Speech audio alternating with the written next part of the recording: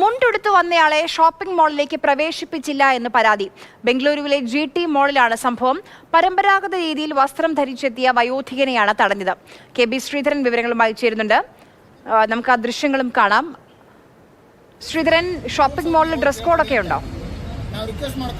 സാധാരണ രീതിയിൽ ഷോപ്പിംഗ് മാളിൽ അങ്ങനെ ഡ്രസ് കോഡൊന്നും ഉണ്ട് എന്ന് എഴുതി വെച്ചിട്ടില്ല. ചില 5-സ്റ്റാർ ഹോട്ടലുകളിലൊക്കെ നമ്മൾ കയറുമ്പോൾ ഇന്ന ഡ്രസ് കോഡ് വേണമെന്നുള്ള നിബന്ധനകളൊക്കെ ഉണ്ടാവാറുണ്ട്. പക്ഷേ ഷോപ്പിംഗ് മാളുകളിൽ ഇങ്ങനെ കണ്ടിട്ടില്ല.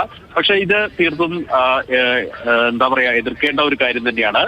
ഷോപ്പിംഗ് മാളിലേക്ക് പരമ്പരാഗത രീതിയിൽ വസ്ത്രം ധരിച്ചെത്തിയ വളരെ സാധാരണക്കാരനായിട്ടുള്ള ഒരു വ്യക്തിക്കാണ് ഇങ്ങനെ ഒരു അധിക്ഷേപം അവിടുത്തെ സുരക്ഷാ ജീവനക്കാരുടെ ഭാഗത്തു നിന്നുണ്ടായത്.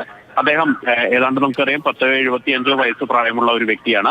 അദ്ദേഹം ആ മാളിലേക്ക് കടക്കാൻ നേരത്താണ് അദ്ദേഹത്തെ തടഞ്ഞത്. അവർ ഒരു സിനിമ കാണുന്നതിന് വേണ്ടി, ഇപ്പോൾ ഹിറ്റായിട്ടുള്ള കൽക്കി സിനിമ കാണുന്നതിന് വേണ്ടിയാണ് അവിടെ എത്തിയതെന്ന് ആ വീഡിയോയിൽ പറയുന്നുണ്ട്. ആ സിനിമ കാണുന്നതിന് വേണ്ടി കുടുംബാംഗങ്ങളോടൊപ്പം പ്രായമായവരൊക്കെ കൊണ്ടുവന്നതാണ് ആ യുവാവ്.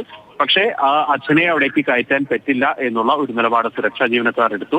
ഏതായാലും ഇത് ഈ ദൃശ്യങ്ങൾ ഉൾപ്പെടെ ഇപ്പോൾ പ്രചരിച്ചിട്ടുണ്ട്. മാൾ അധികൃതർക്കെതിരെ പരാതി കൊടുത്തിട്ടുമുണ്ട് ഇവർ.